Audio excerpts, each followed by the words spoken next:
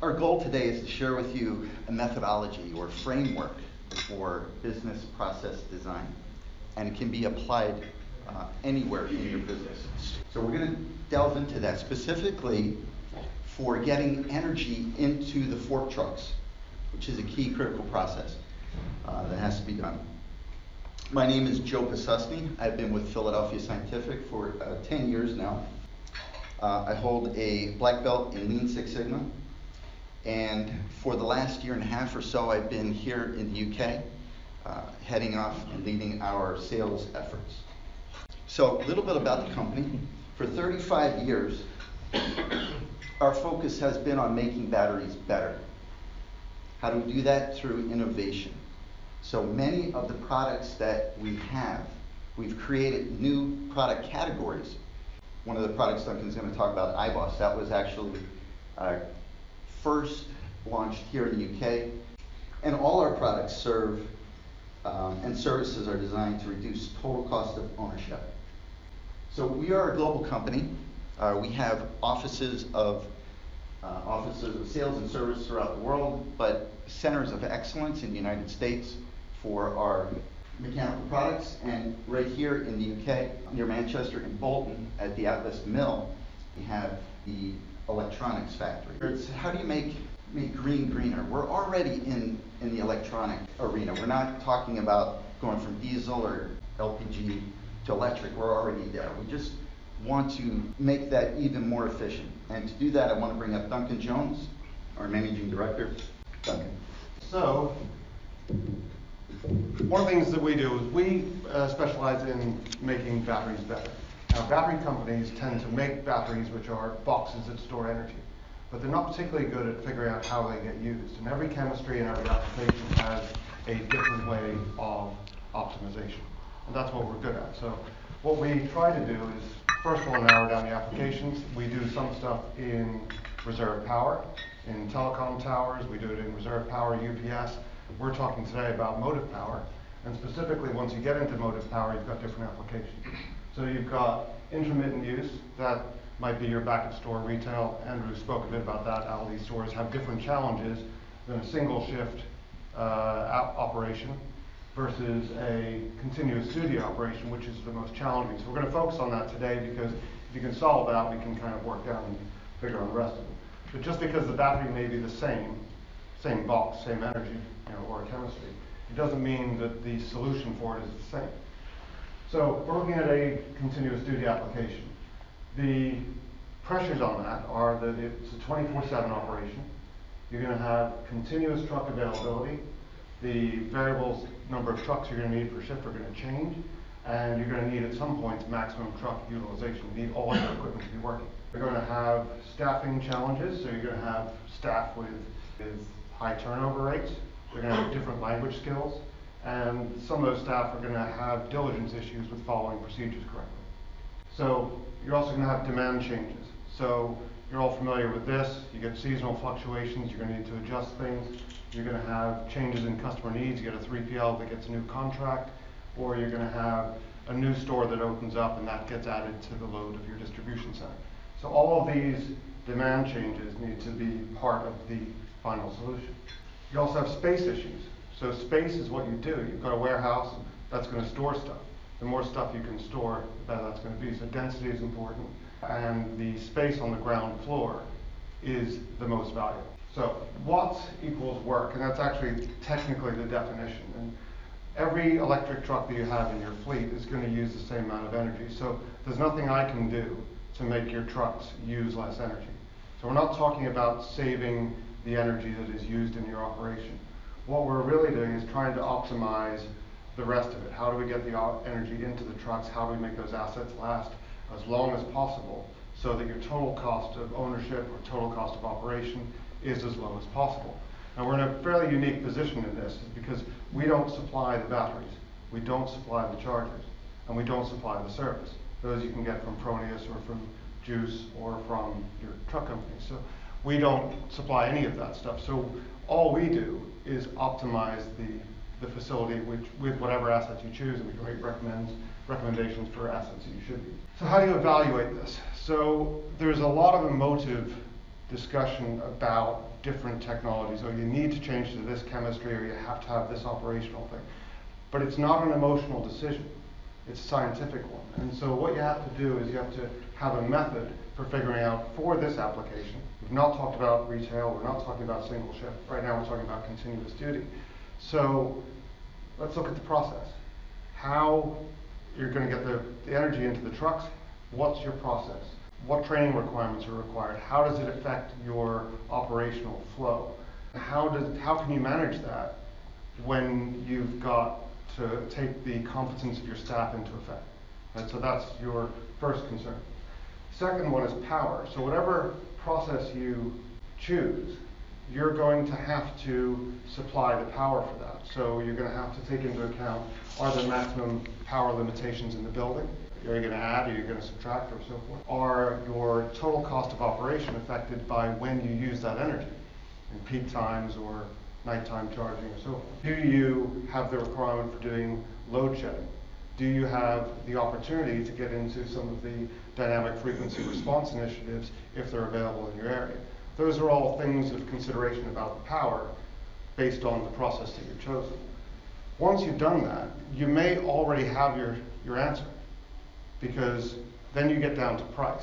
So if you're kind of undecided after you've evaluated your process and looked at your power limitations, then you get down to the price, and then you can figure out which one is the lowest, and then you can make your choice. So, options, right? So we've broken it down into, really there are two options. Opportunity charging, which means that you've got a load of charging stations. The trucks are going to be plugged in at opportunities. Great things about that, there's no battery changing required. That's good. The operators just plug in during their break time. Sounds great.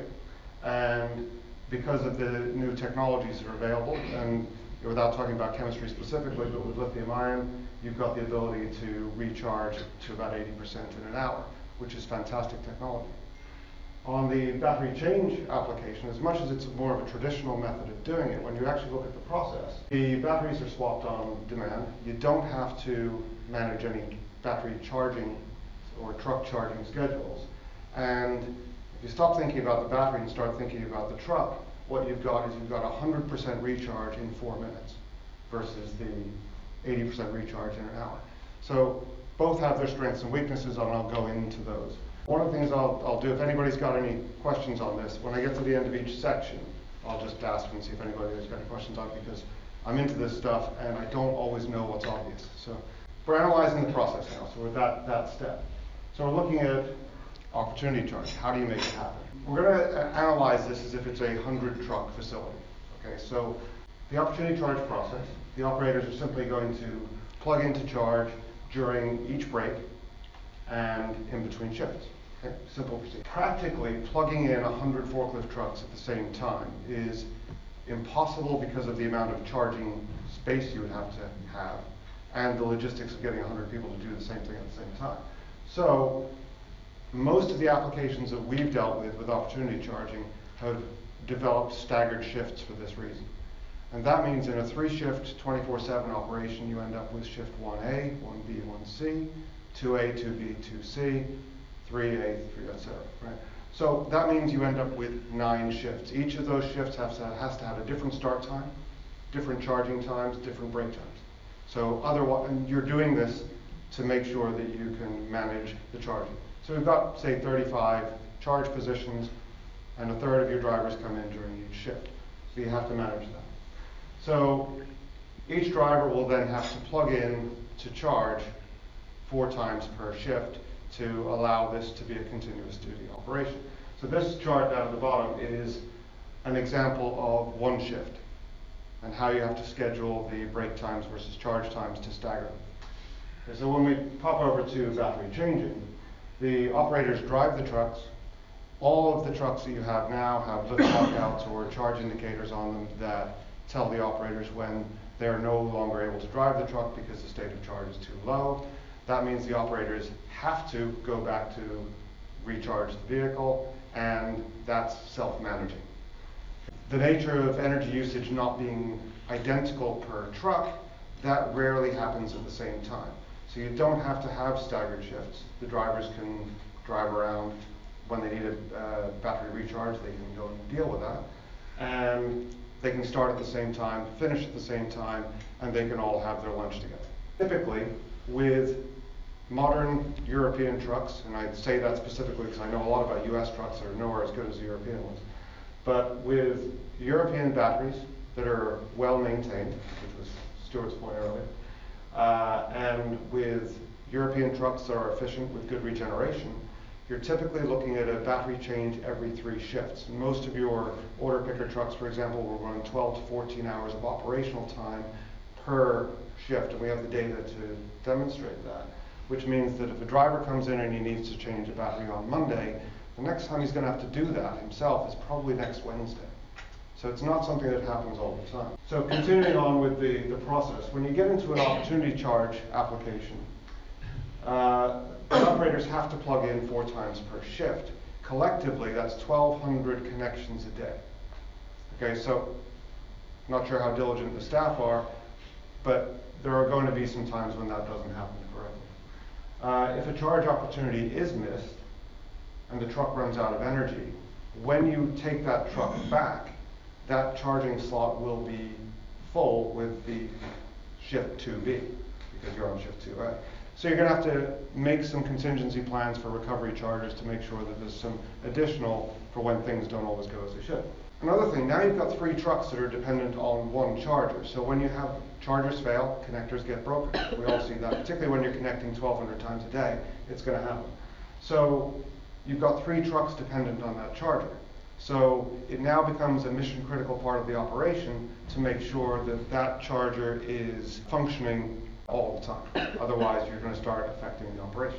And you get into flexibility. We talked about demand before, so not everything stays the same. So now, if more trucks are required because it's Christmas, it's a busy period, you need some flex in there, you're going to have to add the proportional amount of fast chargers for the number of trucks that you add. If you add 3 trucks, you're going to have to add a charger.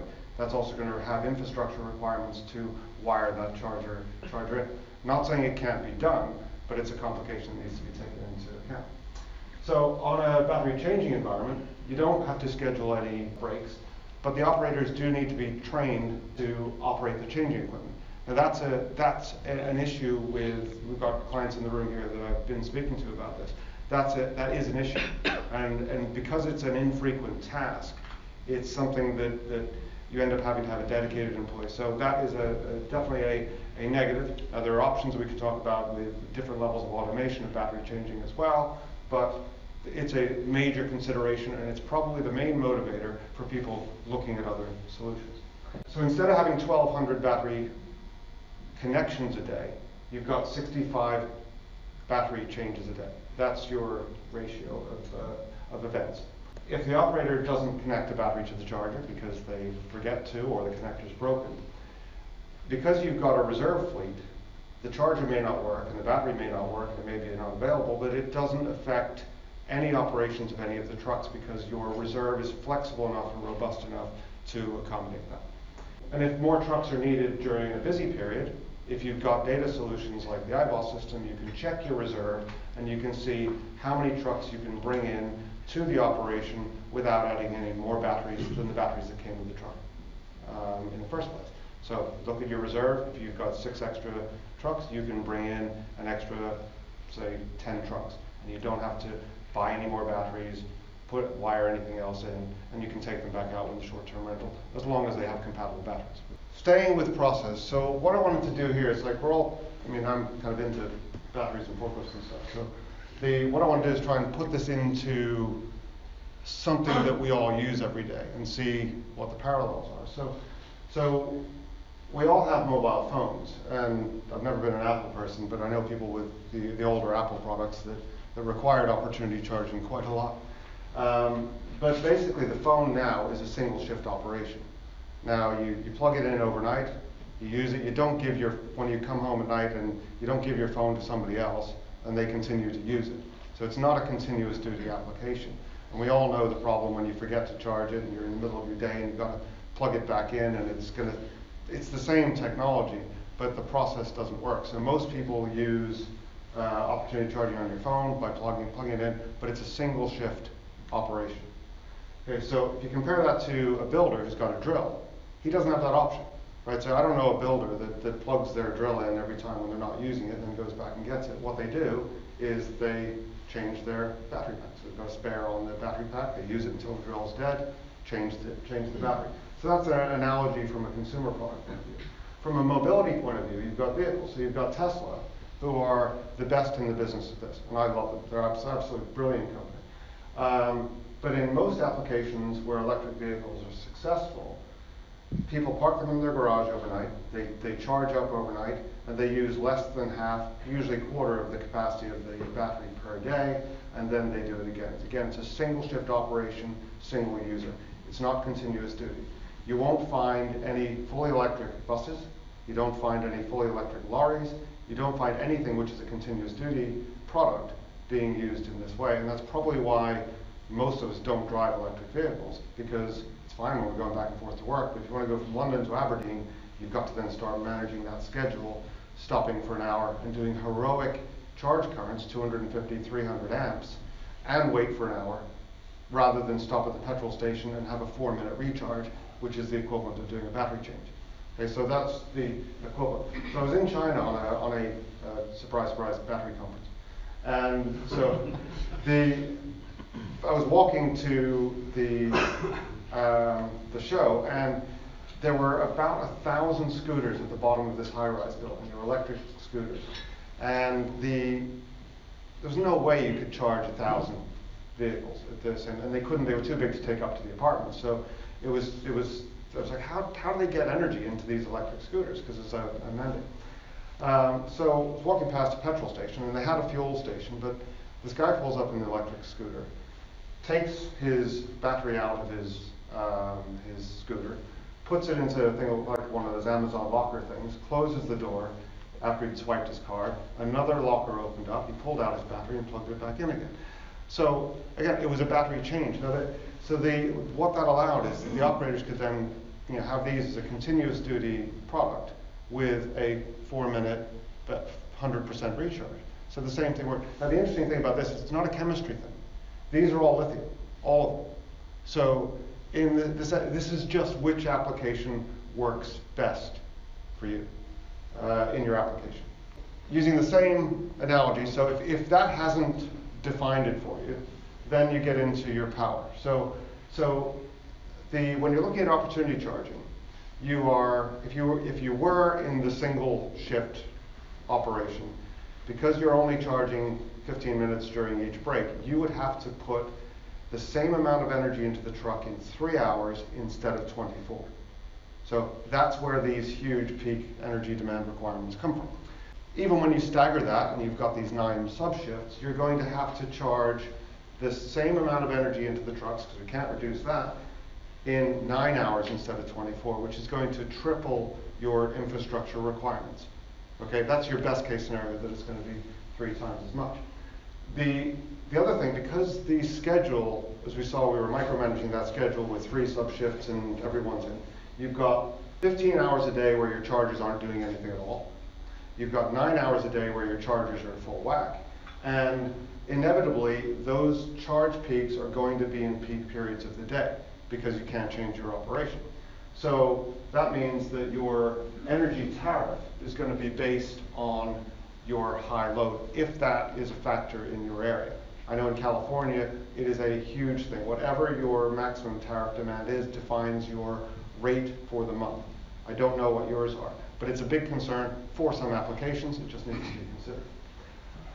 So when we're on a battery change application, and this is a graph from one of the clients in this room that I won't say, but this is a battery room with its normal usage. And what we're looking at is steady and even energy usage throughout the 24-hour period.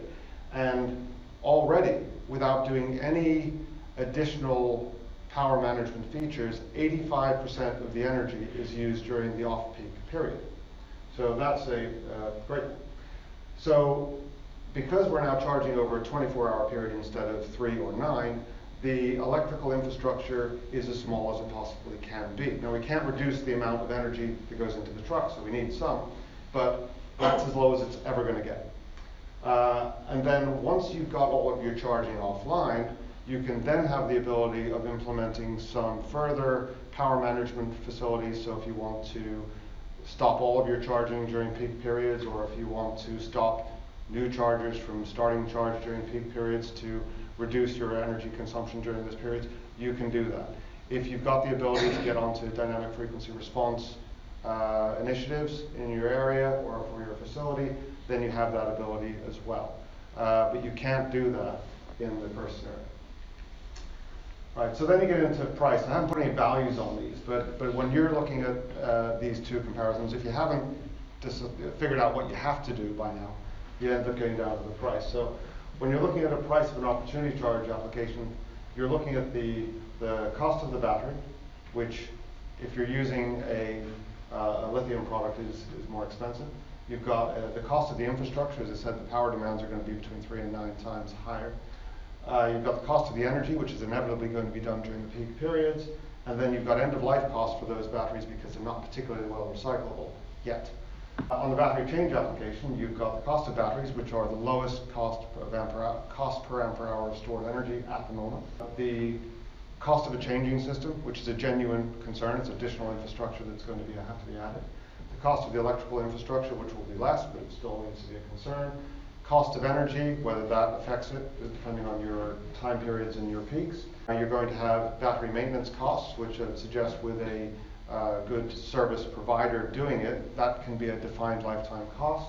And then at the end of life, your batteries have a residual value, not an expense. What you do is look at all of those costs, figure out what the bottom line is for you. I don't really know what those numbers are, but intuitively, each time we've looked at the application, it's cheaper and more robust in this. So I told my kids when I came here, I was talking to people about batteries. I said, "Thank goodness, can you stop talking to us about them?"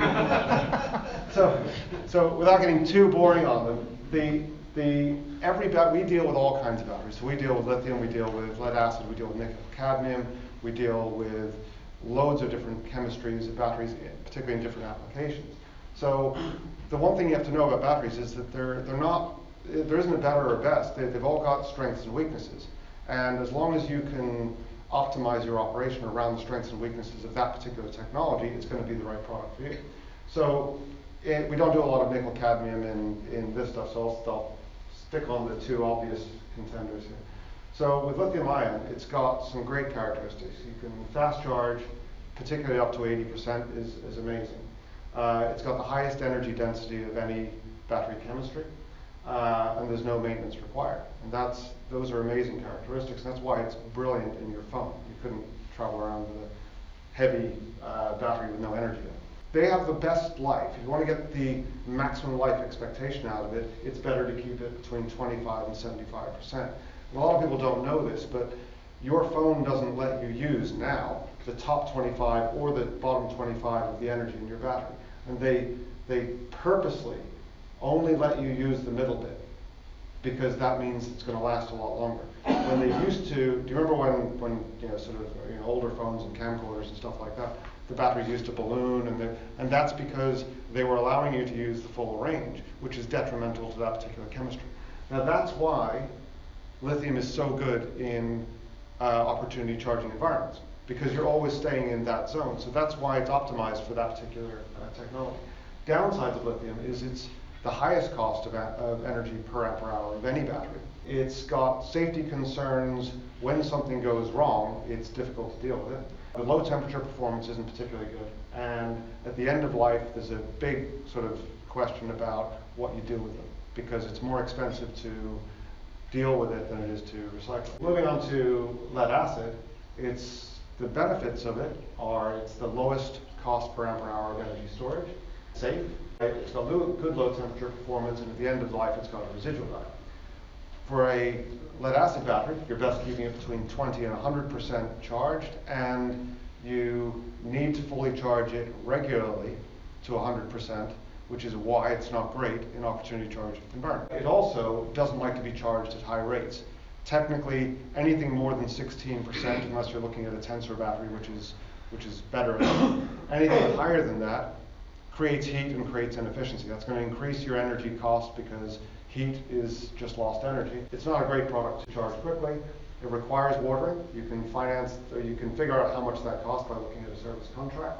And it's got low energy density, so per kilogram. When you look at those two chemistries, you've got to figure out which of those benefits are most important for you. And in most of our customers' applications, what they really want is they want the maximum amount of energy in the truck, which will then make the times between charging events as long as possible. So rather than have put a small battery in and charge it 5 times a day, putting one big battery in and charge it and have it operate for 2 shifts, that's beneficial. So in most applications, the low cost per ampere hour and the ability for therefore to put in the highest amount of energy in the truck as you can is most beneficial for a continuous duty application. How do we get batteries to achieve their true potential? So first of all, it's by understanding the chemistry and the application, and then putting in tools that allow you to optimize that. So batteries were, and correct me on this one, Andrew, it's 1750, is it, on the 1850. 1850, right? So the DIN standard for lead acid batteries is that they are designed for 1850 cycles of use. Now that is reduced to, it should be around 1450 or 1500, but they're only going to give you a guarantee for 1250. And the reason why they do that is because they know that there are going to be things that happen in your operations that are going to reduce the life expectancy. When used correctly, when maintained correctly, charged correctly, managed correctly, and temperature controlled, which I'll get into, the full lifetime can be achieved. So you're not getting the 1250, you're getting the 1800. So generally, significant life is taken out of the batteries just because of this accepted abuse that happens. So we make products that resolve this, right? So each one of the products we do are entirely focused on the lowest total cost of ownership in its sector. So we have, if you're going to store batteries, we have our mod rack, top left. So that is our modular battery racking system. You install it, it's like a Meccano kit. When you need to change your facility because you get different batteries in or you get more, you can unbolt it and readjust it. That gives you the lowest total cost of ownership because you're not taking stuff out and putting it all back in again. So we've got our iBoss system, which is the only real universal battery management system, which will monitor your chargers and not only will rotate the batteries, but it gives you all kinds of data stuff we'll talk about in a second. We've got the Ego. The Ego is like IoT for your battery. So you put it's a battery monitor that goes onto it, which will monitor how the battery is being used, and then the data from that you'll be able to analyze your usage trends, and that will help you make adjustments to your capital expectations in the future. We've got our water injector systems. That's a 15-second fill. Most of the big retailers use that across the world, because if you're filling a battery 60 times in its lifetime and it only takes you 15 seconds, that's not a big cost. So when they say that you've got maintenance free versus a service provider coming in with water injectors, that ends up being a very low total cost of ownership. We have iTag, which is our digital service tracking tool that helps you track the service visits and identify batteries that have been missed. And then all of this is viewable through our batterymanagement.net portal, which allows you to view this digitally to create alerts on any of your sites and then allow you to zoom in to find out anything that is going wrong. If you find out what's going wrong early, then you'll unlock this potential that's been hidden in these batteries. Battery room has evolved.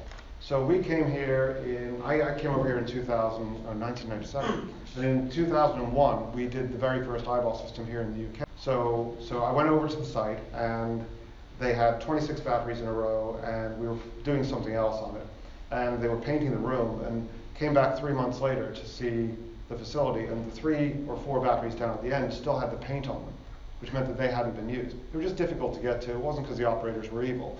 It was just inconvenient, right? So we developed the eyeball system then, and that was the very first one. What that world was unmanaged. And what people would do is they would buy 2, and in the US we've got sites with 3 and 3.5 trucks per batteries per truck. Unmanaged. I think Stuart's analogy of what was happening at Oak was exactly that.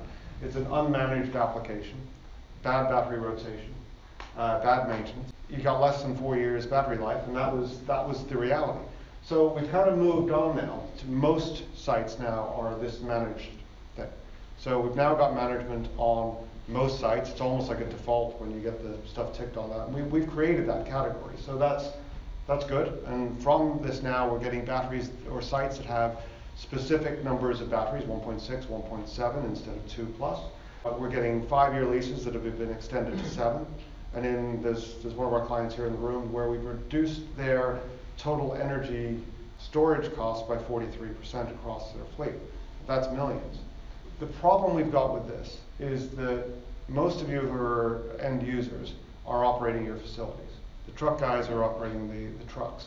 But this managed solution goes wrong sometimes. It means that chargers break, batteries fail, things go VOR, and nothing happens about it. And when you've got an optimized application, meaning your ratios are very specific to the application, it works well in the beginning. But as soon as things start going wrong, without the correct, without monitoring, anybody looking at the monitoring, and without a service provider to react and deal with the problem, you now start ruining the batteries that are left. Okay, and then that spirals into an eventual chaotic situation. We call that an autopsy. So you end up with a situation where everyone's starting to point their fingers at something because this has gone wrong. And the main reason why it goes wrong is because nobody looked at the data. So it's been available, but it's not been there. So that's one of the areas that we've started to work on as a company, because we realize that we've made all these great data tools, but the data is no use unless anybody looks at it. With the eyeball system, we manage the battery. So this happens in the battery room.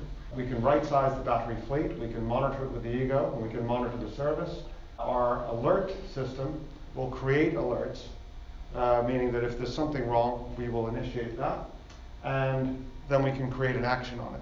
So instead of anybody actually doing anything about it, we can monitor the information and we can create an action which is going to resolve the situation without the end user or client being involved. So this is what the battery management does. So this is an example of one of our thermal imaging things that we do when we go on site. So you can see this blue light here is the one that the operator should be ready to take next. An unmanaged site, the operator would take the most convenient one. So the difference in temperature on this is 14 degrees. For every 10 degrees, for every increase in 10 degrees for a battery, it will reduce the life expectancy by 50%. Okay, that's the law of chemistry dictates that. It's not something we do. So managing your temperature and keeping your temperature as low as possible will mean that it's going to retain that energy storage capability for as long as possible. There's additional options that we can add to the system as well now. So we can do peak load management. So this graph here was the energy usage of a company where they decided they don't want any of their batteries to start charging during the peak period. So we initiated that with a additional module onto the eyeball system, which turns that off. And that means that as soon as the peak period was over, those chargers could resume, and off we go. We can also do digital quarantine. So when you connect up the battery to our system, we check the condition of the battery, we monitor the charge profile, and if it's all fine, it's fine.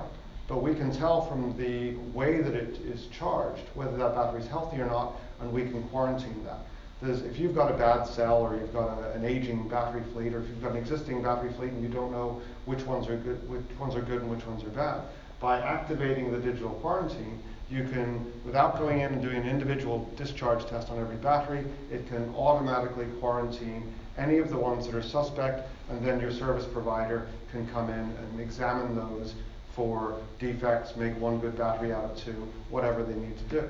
But there's really no other way to do this than have it do this automatically during the charge. The fundamental message that we've got today is hopefully you can take away a method of analyzing your continuous duty applications to figure out what is the best process, what is how you're going to manage the power, and then with all of that in mind, analyze how you're going to price that up. And then if you do choose to use a managed solution, go towards a monitored solution, which will allow us to monitor, manage, and act on any of the issues in order to unlock that hidden potential in the batteries that you've got. That's it. Okay. Any questions for Duncan? Yeah, any questions on it?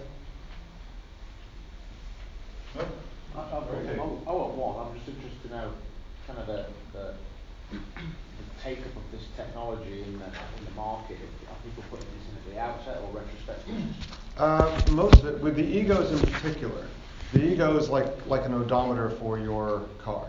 So you don't take one out, no, not usually. You don't take one out of one car and put it into another because it's obviously giving you the residual value of it. But when you've got a site, a lot of the sites that we go into, you go into evolution 1, like you're talking about with oak furniture. You go in there and you've got a completely unmanaged situation.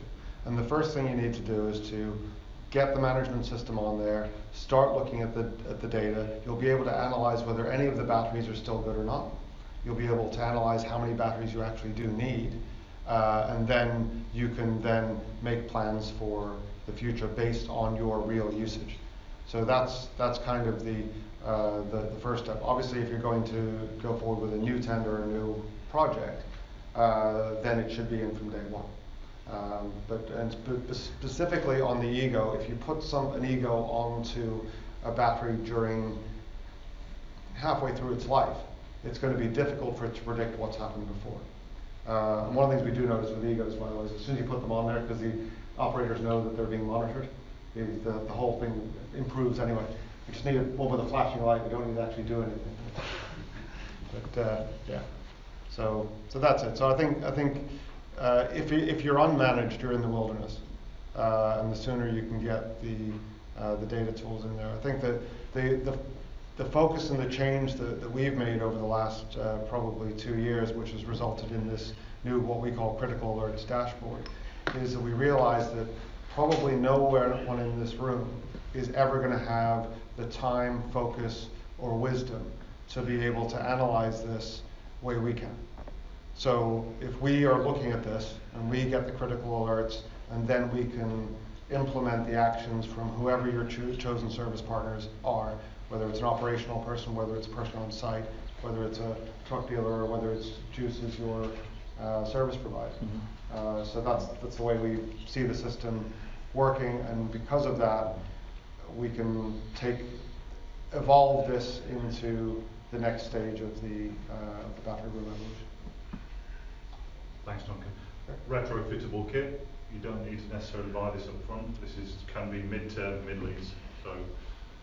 So we're going to